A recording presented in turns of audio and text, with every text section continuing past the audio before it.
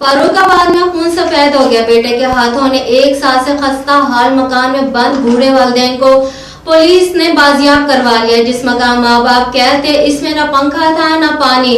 देखते नईम जिद्रान की रिपोर्ट में। मौलदारों के मुताबिक दो बेटियों के वालिदैन एक साल से बसीदा मकान में बंद थे। जिस मकान में माँ बाप कैद थे इनमें ना पंखा था ना पानी था। एक बेटा प्राइवेट स्कूल का मालिक जबकि बहू सरकारी अस्पताल में मुलाजमा है और एक बेटा माँ बाप को छोड़कर डेरा गाजी खान में रिहायश पजीर है। पुलिस ने मौलदारों की इतला करने पर कार्रवाई करके सदीक और रोशन बीबी को बाजियाब करवा लिया। रेस्क्यू 112 ने मियां बीबी को फर्स्ट एड के बाद अस्पताल मुंतकिल कर दिया है। तारिक महमूद नामी संगदिल शख्स वालिदैन को सिर्फ एक वक्त की रोटी देता था। डीएसपी सदर का कहना है कि डीपीओ शेखुपुरा की हिदायत पर फर्रुखाबाद पुलिस ने कार्रवाई करते हुए मियां बीबी को बाजियाब करवा लिया।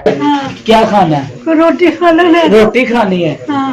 रोटी चलो, कब से नहीं रोटी खाई आपने? कई दिन हो गए हमारे वास्ते नहीं गर्मियाँ हो गई। कल को दिन में पक्के की फिर आ रहेगी। क्यों नहीं दे के जाते वो? पकाते नहीं पकाते वो।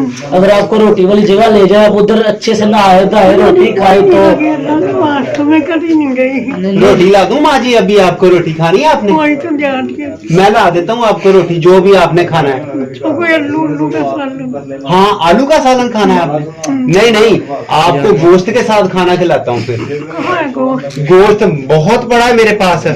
हाँ ले देगा। हाँ ला। नहीं पता क्या है, ये बाहर चले मेरे साथ। गोटे भूखे हैं। बात सुने, इतने गरीब को चेयर नहीं मिलेगी। क्या करना बाहर? बात सुने, बात सुने, गोटे भूखे। बात सुने, बात सुने।